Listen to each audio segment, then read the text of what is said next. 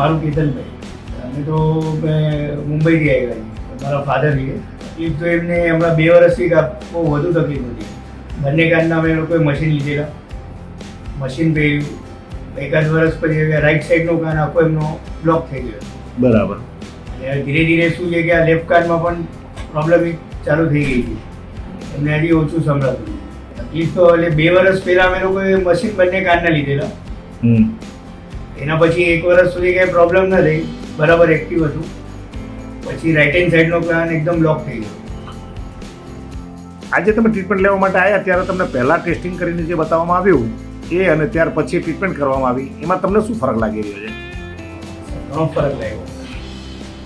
100% થી પણ વધારે ફરક લાગ્યો. સંદેશો એ જ છે કે સારું એવું ટ્રીટમેન્ટ છે ને એકવાર જરૂર આવવું જોઈએ અને અહીંયા આવીને ટ્રીટમેન્ટ લેવી જોઈએ. બરાબર. ચંપકભાઈ મુંબઈ તો ફરક પડે. ફરક પડે છે ને? આગળ દવા કરશું તો વધારે સરસ ફરક પડશે ને? 3 મહિનાનો કોર્સ છે ને, ફરક પડી જાય.